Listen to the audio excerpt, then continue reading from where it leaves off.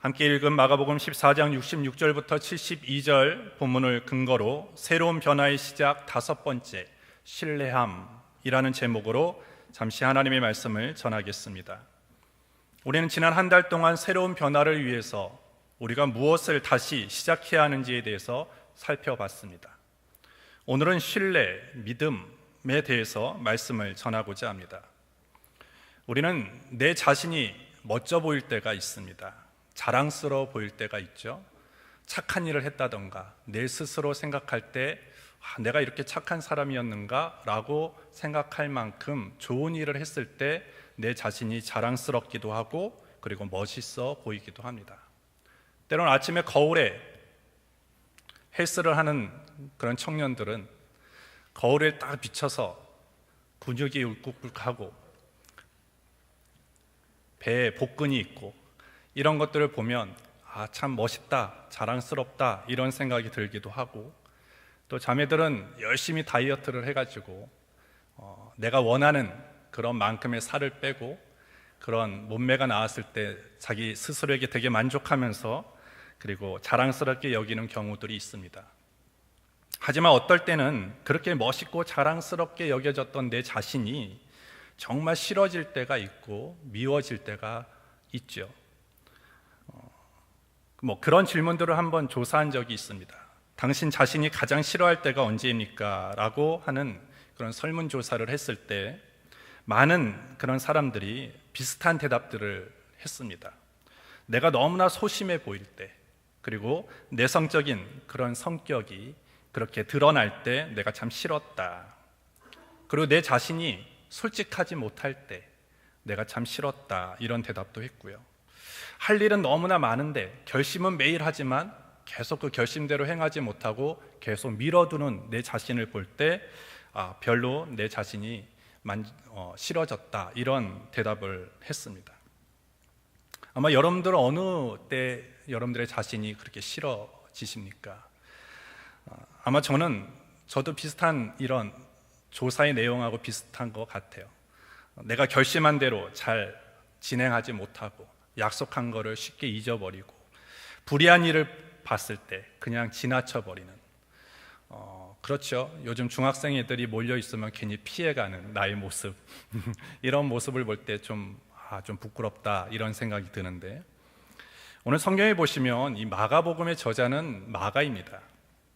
베드로의 제자이고 그리고 베드로의 동역자였던 요한 마가를 지칭을 하죠.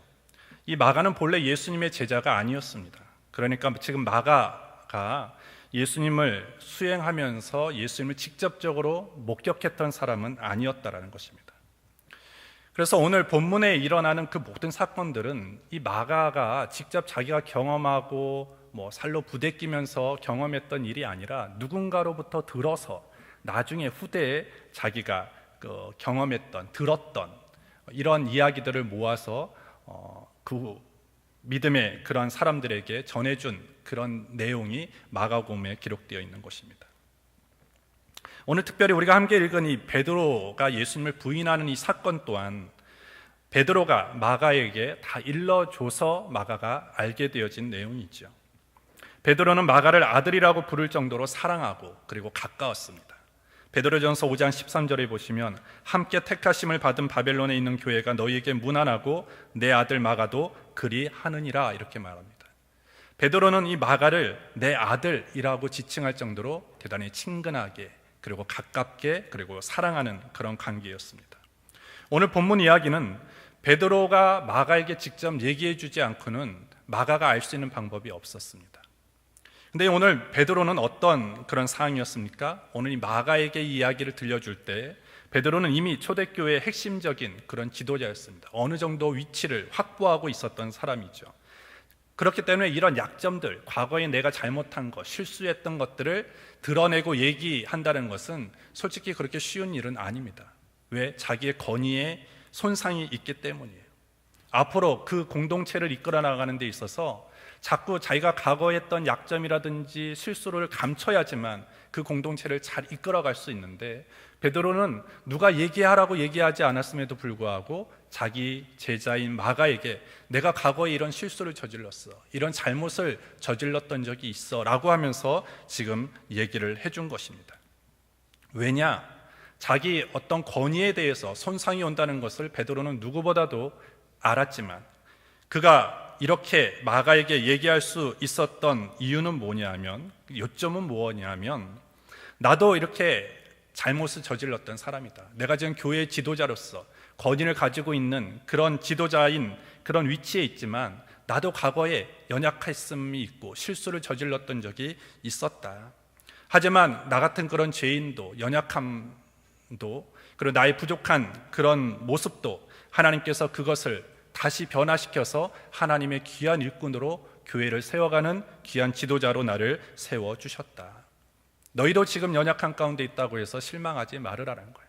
너가 약점이 있고 실수를 저질렀다고 해서 그것 때문에 위축되거나 좌절하지 말라는 거예요. 하나님은 그 연약한 자를 통해서 나를 사용하셨던 것처럼 너희들도 그렇게 하나님께서 사용하실 것이다 라고 말하면서 힘내라고, 다시 일어나라고, 분발하라고 하는 그런 격려 차원에서 오늘 자신의 이 약점을 드러내고 있는 것입니다.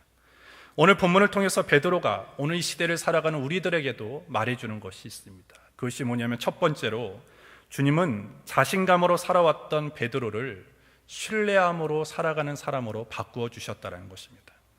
오늘 본문 66절부터 68절에 보시면, 베드로는 아랫뜰에 있더니 대제사장의 비자 하나가 와서 베드로의 불잼을 보고 주목하여 가로되 너도 나사렛 예수와 함께 있었도다 하거늘 베드로가 부인하여 가로되 나는 내 말하는 것이 무엇인지 알지도 못하고 깨달지도 못하겠노라 하며 앞뜰로 나갈세라고 기록하고 있습니다. 베드로는 대제사장의 안뜰까지 들어옵니다. 오늘 그 당시 많은 사람들은 예수님이 붙잡혀 갔기 때문에 나도 덩달아 붙잡힘을 당하지 않을까, 그러면서 사람들은 문을 다 닫고 있었습니다. 숨어버렸고 드러나지 않으려고 했을 때 오늘 베드로는 대제사장의 안뜰까지, 스스로가 그 안까지 찾아 들어갔습니다. 대단한 용기이죠. 근데 그 안까지 들어가서 그가 뭘 하고 있었습니까? 불을 쬐고 있었다라고 얘기를 합니다. 불이라는 것은 불 앞에 내가 있으면 어떻게 돼요? 얼굴이 드러납니다. 그죠? 환하게 드러나서 그 사람이, 내 자신이 누군지 다 사람들이 알아보게 되어지는 것입니다. 많은 제자들이 숨어버렸어요. 이제까지 예수님을 따라갔던 사람들이 나도 예수와 같이 덩달아 붙잡혀 갈까봐 걱정하고 염려하고 두려워해서 다 어디론가 숨어버렸던 그런 상황 속에서 오늘 베드로는 어떻게 합니까? 대제사장의 뜰 안까지 들어갈 뿐만 아니라 모든 사람들이 자기 얼굴을 들어 다 알아볼 정도의 불 앞에 서서 불을 쬐고 있었다는 것입니다. 오늘 베드로의 이 자신감은 원래부터 있었습니다. 오늘 성경에 보시면 베드로는 얼마나 자신감이 넘쳤냐면, 예수님께서 제자들에게 너희가 다 나를 버릴 것이다 이렇게 말씀을 합니다. 14장에서 보면. 그런데 오늘 베드로는 아니죠. 이 모든 사람이 다 예수를 버릴지라도 나는 주님을 버리지 않겠습니다. 나는 이 사람들과 나는 다릅니다. 나를 똑같이 여기지 마십시오 라고 자신 있게 얘기합니다. 그리고 누가복음 22장에도 이렇게 얘기하죠. 저가 말하되 주여 내가 주와 함께 오게도 죽는데도 가기를 준비하였나이다 이렇게 얘기를 합니다. 내가 주님이 오게 가면 나도 오게 갈 수 있고, 주님이 죽는다면 나는 그 죽음의 자리까지도 나는 가기를, 나는 지금 다 준비가 되었습니다 라고 얘기를 하죠. 이 말은 무엇입니까? 나는 다른 사람과 다르다라는 거예요. 그러면서 예수님이 체포되던 그 날에도 수많은 군인들을 대항해서 홀로 칼을 빼들 정도로 자신감이 넘쳤던 사람이죠. 그런데 오늘 그런 자신감으로 충만했던 이 베드로가 어떻게 합니까? 비자 하나가 와서 네가 예전에 나사렛 예수와 함께 있었던 사람이 아니냐라고 이 단순한 한마디에 그 자신감이 한순간에 와르르르 무너져 버렸다는 것입니다. 비자는 뭡니까? 어린 소녀예요. 어린 종. 그러니까 어린 꼬마의 말 한마디에 그렇게 나는 예수님 버리지 않습니다. 예수님이 오게도 가면 오게 갈 수도 있고 죽음의 자리에 가면 난 죽음의 자리에도 나는 갈 수 있는 사람입니다 라고 자신 있게 얘기했던 사람이 오늘 작은 소년의 그 한마디, 당신도 저 예수와 함께 있었던 적이 있지 않습니까? 라는 그 말 한마디에 어떻게 합니까? 아니라고 하는 거예요. 부인하고 있다라는 것입니다.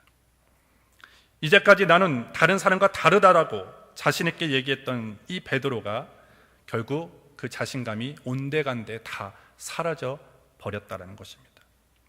여러분들, 자신감은 우리가 인생을 살아가는데 너무나 중요합니다.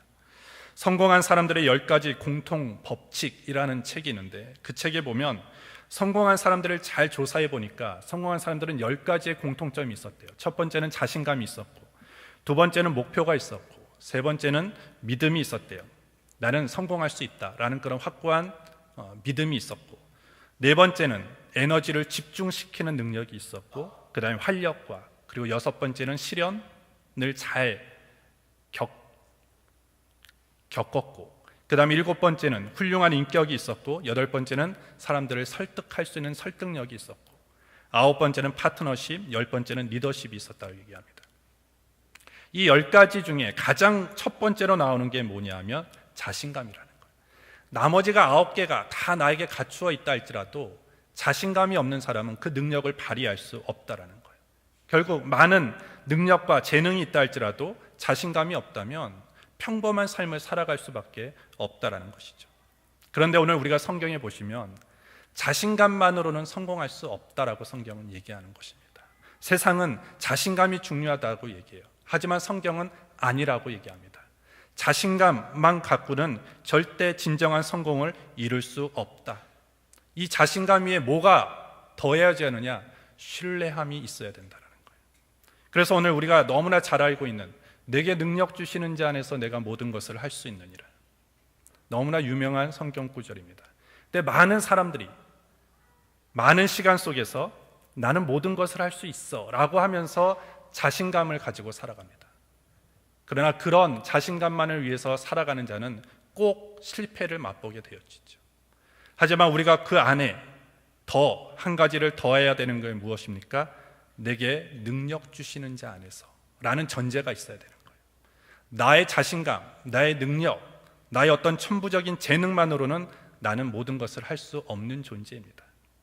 그러기에 주님이 나에게 능력을 주셔야 됩니다 라는 그 하나님을 신뢰함으로 나아갈 때 우리는 진정한 성공을 맛보게 되어지는 것입니다. 성경에 보시면 자신감만을 가지고 살아왔던 사람들을 하나님은 사용하지 않으셔요. 모세를 보십시오. 모세는 히브리인으로 태어났지만 애굽의 공주에게 건짐을 받게 되어져요. 그래서 바로의 왕궁에서 탁월한 학문, 문과 물을 겸비해서 아주 훈련을 잘 받은 사람입니다. 40년 동안 훈련을 받게 되어지죠. 그 안에서. 그러면서 힘도 셌어요. 그래서 히브리 민족이 애굽 사람에게 있어서 핍박을 받는 장면을 보고 분이 나죠. 그래가지고 애굽 사람은 어떻게 합니까? 주먹 한 방으로 때려 죽이게 되어져요. 아마 주먹으로나 실력으로나 문으로나 무로나 모든 것들이 다 갖추어져 있어요. 아마 바로는 나에게는 이제 더 이상 필요한 게 없어, 이 정도면 나는 무엇이든지 할 수 있을 거야 라고 생각했지만 하나님은 그때 모세를 찾지 않으세요. 하나님이 그때 모세를 찾지 않으십니다. 아마 사람들은 그때 모세를 불러서 애굽 땅에서 속박되어 있는 이스라엘 민족을 건져도 될 것 같은데 라는 생각을 할 텐데 하나님은 그 모세를 부르시지 않습니다. 언제 부르십니까? 광야로 쫓겨나서 도망자 신세가 되어져서 자기의 이드로의 양을 치는 그런 시간들을 40년을 보내면서 철저하게 자기가 누리던 자신감이 옛것이 되었을 때, 완전히 무너져 버렸을 때 하나님이 그때 모세를 찾으셨습니다. 내가 너를 사용할 것이다. 그랬더니 모세 스스로도 내가 가진 게 없는 거예요. 내가 예전에 익히고 겸비했던 것들을 다 잃어버려서 뭔가 지금 내세울 수 있는 게 없다라는 것입니다. 그래서 하나님께 얘기하죠. 내가 누구간데 내가 바로한테 가겠습니까? 내가 누구간데 이스라엘 자손을 애굽에서 인도하여 낼 수 있겠습니까? 라고 얘기를 하죠. 하지만 하나님은 어떻게 하십니까? 하나님은 그 겸손하고 완전히 낮아진 모세를 통해서 이스라엘 백성을 애굽에서 인도해 내셨다라는 것입니다. 자신감으로 똘똘 뭉쳐 있었던 모세는 사용하지 않았어요. 하지만 나는 아무것도 아닙니다, 나는 아무것도 할 수 없습니다 라고 고백하는 그 순간 하나님이 모세를 사용해 주셨다는 것입니다. 다윗도 그렇죠. 다윗이 어떻게 골리앗을 넘어뜨릴 수 있었겠습니까? 그가 가지고 있는 게 뭐였어요? 지팡이와 돌 5개밖에 없었습니다. 하지만 그가 그 다윗 골리앗을 향해서 어떻게 나아갔습니까? 사무엘상 17장에 보시면 다윗이 블레셋 사람에게 이르되 너는 칼과 단창으로 내게 오거니와 나는 만군의 여호와의 이름 곧 내가 모욕하는 이스라엘 군대의 하나님의 이름으로 내게 가노라. 나는 내 실력, 내 무기 이런 거 의지하지 않는다. 나는 오직 여호와 하나님의 이름을 의지하여 나아갔다라고 선포하며 나아갔을 때 다윗은 그 골리앗을 넘어뜨리게 되어진 것입니다. 오늘 다윗의 고백 속에서 자신의 어떤 자만, 자기 과신, 자신감 이런 거는 절대 엿보이지 않아요. 뭐만 있습니까? 하나님에 대한 신뢰함입니다. 하나님을 향한 그런 믿음만이 그 고백 속에 남게 되었다는 것입니다. 그때 위대한 역사가 이루어지게 된 것입니다. 오늘 베드로도 자신감으로 똘똘 뭉쳐 있을 때는 자기의 어떤 그 자신감이 무력하다는 것을 뼈저리게 절감하게 되어져요. 그리고 나중에 시간이 흘러서 그의 어떤 제자 마가에게 있어서 또 많은 믿음의 사람들에게 있어서 그것을 전해주는 거예요. 그 당시에 너무나 자신감으로 똘똘 뭉쳐서 자신감이면 성공을 이룰 수 있을 거라고 믿으면서 생각하며 살아가는 주변의 사람들을 바라보면서 마가가 얘기해 주는 것입니다. 야, 내가 내 스승 베드로에게 들었는데 그게 아니더라. 자신감 갖고는 진정한 성공을 이룰 수 없대더라.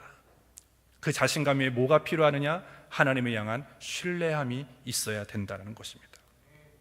자신감 그거 좋은 것이지만 그것보다 더 좋은 것은 하나님을 향한 신뢰함이라는 것입니다. 따라서 오늘 우리는 어떻게 살아가야 됩니까? 자신감을 내려놓고 하나님을 향한 철저한 신뢰감을 가지고 신뢰함을 가지고 살아가는 우리 모든 청년들 되어지기를 주님의 이름으로 축복합니다. 여러분들, 내 자존심이 무너질 때가 있어요. 내 자신감이 완전히 와르르 무너질 때가 있습니다. 내가 그렇게 장담했던 일이 전혀 이루어지지 않고 그냥 부끄러움으로 끝날 때가 있습니다. 그럴 때 우리는 수치스럽죠. 창피하죠. 하지만 하나님께서 그 시간을 통해서 우리에게 요구하시는 것, 또 우리를 통해서 하시는 일이 무엇이냐 하면 자신감을 신뢰감으로 바꾸는 시간이라는 것입니다. 그러니까 여러분들 어떤 어려움이 있고 낭패가 올 때 그 시간이 여러분들에게 전혀 무익하다라고 생각하시면 안 돼요. 그 시간을 통해서 하나님이 여러분들을 하나님의 사람으로 바꾸어가고 있다는 것이죠. 자신감으로만 살고자 했던 저와 여러분들의 모습을 이제는 철저하게 하나님을 더 신뢰하고 하나님을 의지하며 살아가는 사람으로 만들고 계심을 믿고 여러분들 그 하나님을 더 가까이 할 수 있는 우리 청년들이 되어지기를 예수님의 이름으로 축복합니다. 두 번째로 주님은 베드로의 참 마음을 알아주셨다라는 거예요. 오늘 마가가 얘기하고 싶은 것, 베드로가 마가를 통해서 얘기하고 싶은 것은 뭐냐면 어찌하든지 간에 하나님은 내 마음을 알아주셨다라는 것입니다. 69절부터 71절에 보시면 비자가 그를 보고 곁에 서 있는 자들에게 다시 이르되 이 사람은 그 당이라 하되 또 부인하더라. 조금 후에 곁에 서 있는 사람들이 다시 베드로에게 말하되 너는 갈릴리 사람이니 참으로 그 당이니라. 베드로가 저주하며 맹세하되 나는 너희의 말하는 이 사람을 알지 못하노라 하니 라고 얘기합니다. 그렇게 자신감 넘치던 베드로가 이렇게 힘없이 무너집니다. 한 번 부인했습니다. 그런데 또 부인하죠. 사람들이 야, 너가 그 당 아니냐 또 얘기하는 거예요. 아니라고 부인하니까 또 어떤 한 다른 사람이 와서 맞는데 너 그 당 사람인데 예수를 아는 사람인데 라고 얘기를 하는 것입니다. 그때 베드로가 어떻게 합니까? 이제 부인하는 것을 넘어서 어떻게 해요? 저주하고 맹세했다라고 얘기를 합니다. 오늘 유대인의 맹세는 내가 지금 하는 말이 만약에 거짓으로 판단될 시에는 하나님께서 나에게 저주를 내리셔도 된다 라고 생각할 때 맹세를 하는 것입니다. 근데 오늘 베드로는 내가 예수를 모른다라고 얘기하는 것을 맹세했다라고 얘기를 해요. 얼마나 자신이 지금 두려움 가운데 사로잡혀 있다는 것을 얘기해 주는 것이죠. 근데 그 저주를 더 나아가서 오늘 부인을 맹세를 더 넘어가서 뭘 합니까? 저주를 했다라는 거예요. 그 당시에 저주는 누구를 향해서 해야 되느냐? 살인자를 향해서만 저주를 하는 것입니다.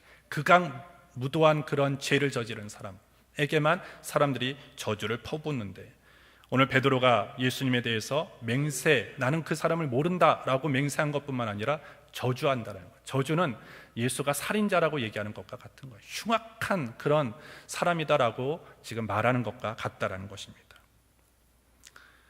오늘 이러한 모습, 어떻게 보면 엉겁결에 오늘 3번이나 이렇게 부인을 하게 되어집니다. 오늘 예수님이 베드로를 보게 되어지죠. 누가복음 같은 본문인 누가복음 22장 61절에 보시면 주께서 돌이켜 베드로를 보시니 베드로가 주의 말씀 곧 오늘 닭 울기 전에 내가 3번 나를 부인하리라 하심이 생각나서라고 되어 있어요.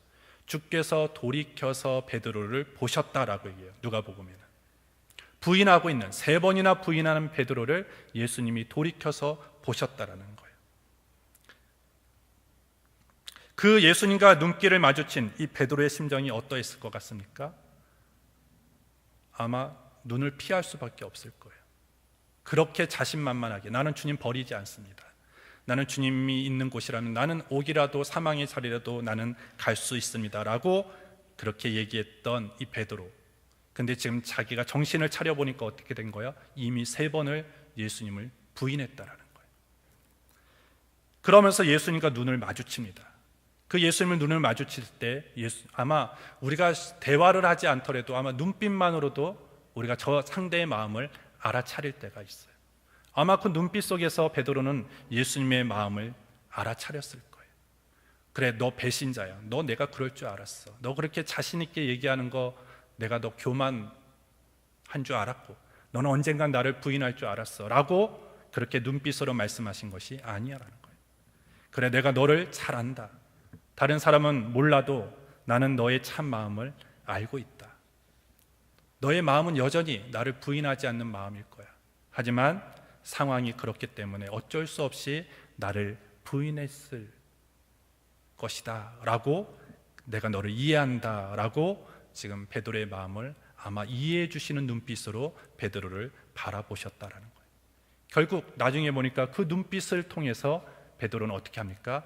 통곡하기 시작합니다. 오늘 우리도 마찬가지예요. 내가 자신감으로 내 어떤 자기 과신으로 살아왔던 그 실수와 연약함을 깨닫고 내가 주님 앞에 나아갔을 때 오늘 하나님이 우리를 어떻게 맞이해 주시느냐, 내가 너 그럴 줄 알았어 라고 하며 정죄하며 잘못을 책망하는 분이 아니라 여전히 다른 사람은 다 나를 비난할지라도 하나님은 나의 편에서 나를 이해해 주시고 나를 감싸 주시고 나를 용서해 주시는 분이시다라는 것을 베드로는 지금 얘기해 주고 있는 것입니다. 따라서 여러분들, 실수할 때, 내가 잘못을 저질렀을 때, 사람들이 나에게 다 네가 잘못했어 라고 손가락질할 때라도 하나님은 여전히 우리 편에서 우리를 위해서 대변해 주시고 우리를 용서해 주시고 내가 너의 마음을 안다라고 얘기해 주시는 분이시다라는 거예요. 우리가 이 하나님을 경험해야 됩니다. 이 주님을 날마다 경험할 때 우리는 다시 일어설 수 있고 그 실패의 자리에서 일어설 수 있고 그 낙심의 자리에서 우리는 다시 일어설 수 있게 되어지는 것이죠. 마지막 3번째로 주님은 베드로에게 그렇기 때문에 새 인생을 주셨습니다. 72절에 보시면 닭이 곧 2번째 울더라. 이에 베드로가 예수께서 자기에게 하신 말씀 곧 닭이 2번 울기 전에 내가 3번 나를 부인하리라 하심이 기억되어 울었더라. 누가복음에는 이 구절을 이렇게 얘기합니다. 주께서 돌이켜 베드로를 보시니 베드로가 주의 말씀 곧 오늘 닭 울기 전에 내가 3번 나를 부인하리라 하심이 생각나서 밖에 나가서 심히 통곡하니라. 오늘 베드로는 예수님과 눈이 딱 마주쳤을 때 정신이 돌아왔어요. 아, 내가 지금 무슨 짓을 한 거지? 내가 무슨 말을 한 거지? 라고 정신이 돌아온 거예요. 그러면서 아마 베드로의 마음은 찢어질 듯이 아마 아팠을 거예요. 내가 그렇게 예수님 버리지 않는다고, 부인하지 않는다고 얘기했는데 이렇게 어린 그런 소자, 어린 여자아이의 말 한마디 내가 이렇게 무너졌구나 라고 하면서 그 잘못한 것, 예수님을 부인한 것뿐만 아니라 맹세하고 저주했던 나의 그런 연약한 모습을 깨닫고 밖으로 나가서 통곡했다라는 것입니다. 오늘 결국 이 통곡이 베드로를 다시 살리게 되어지는 것이고 이 통곡이 있었기 때문에 베드로는 새 인생으로 걸어갈 수 있게 된 것입니다. 여러분들, 우리가 죄에 빠질 때, 내가 실패할 때 우리를 살릴 수 있는 것이 뭔지 아십니까? 통곡입니다. 회개라는 것입니다. 실패의 순간에, 죄악의 순간에 우리는 다시 울어야 돼요. 다시 통곡해야 됩니다. 회개의 눈물을 흘려야 된다는 거예요. 무릎을 꿇고 상한 심령으로 하나님 앞에 울 때 그 순간에 하나님의 긍휼과 사랑이 우리 가운데 몰려오게 되어지는 것입니다. 여러분들, 오늘 우리가 예배를 드리면서 여러분들 다 결단을 할 거예요. 나도 이렇게 새로운 삶을 이제는 다시 시작해야겠다라고 결단하고 세상으로 나아가지만, 또 한 주간 여러분들이 직장 생활하고 또 여러분들의 각자의 삶의 자리에서 여러 가지 다가오는 유혹과 시험 앞에 내가 또 완전히 무너지는 경우들을 경험할 때가 있을 것입니다. 그러할 때 여러분들, 우리에게 필요한 것이 무엇입니까? 여전히 내가 약하구나 라고 그냥 좌절하고 포기하고 그 자리에 주저앉아 있으면 안 되고, 우리는 다시 하나님 앞에 통곡의 눈물로 회개의 자리로 우리가 나아가서 주님의 긍휼과 주님의 사랑을 다시 힘입어야 된다는 거예요. 그 하나님의 긍휼하심과 그 사랑의 힘이 있을 때만이 우리는 다시 살아갈 수 있게 되어져요. 배에는 여러분들 복원력이 있습니다. 복원력이라는 게 뭐냐면 제자리로 돌아오게 하는 힘이죠. 배가 바다를 항해할 때 작은 파도, 때로는 큰 파도가 막 밀려올 때 그 파도가 계속 지속적으로 치면 배는 흔들릴 수 있어요. 근데 그 복원력이 약한 배는요, 제자리로 돌아오기 전에 또 파도를 맞고 또 파도를 맞으면 결과적으로는 뒤집혀 버립니다. 그러나 복원력이 아주 강한 배는 어떻게 됩니까? 계속 제자리로 돌아온다는 거예요. 여러분들, 이제 베드로는 영적인 복원력을 회복했어요. 통곡이라는 것이 영적인 회복입니다. 오늘 우리 청년들에게 필요한 것은 영적인 복원력이에요. 내가 잘못하고 실수하고 내가 죄를 저질렀음에도 불구하고 내가 통곡하지 않고 회개하지 않으면 어느 순간에 우리의 신앙은 완전히 뒤집혀 버리는 거예요. 침몰해 버리게 되어지는 거예요. 하지만 나의 연약함과 나의 부족함을 깨닫고 하나님 앞에 오늘도 하나님의 긍휼과 사랑을 구하면서 회개하며 통곡하며 상한 심령으로 기도하며 나아갈 때 하나님 우리를 회복시켜 주신다는 거예요. 성경에 나오는 모든 믿음의 거장들이 실수하지 않은 사람이 없어요. 근데 성경에 수많은 성공자들도 있고 실패자들도 있지만 뭐가 결정적으로 작용했냐면 그 사람들에게 영적인 복원력이 있었느냐 없었느냐라는 거예요. 실수를 했을 때 통곡으로 나간 사람은 그 영적인 복원력을 통해서 하나님께서 새로운 삶을 살게 해주셨지만, 영적인 복원력을 회복하지 못한 사람은 처절한 그런 실패의 자리로 갈 수밖에 없었다는 것입니다. 따라서 오늘 우리 청년들이 다시 영적인 복원력을 회복하기를 주님의 이름으로 축복합니다.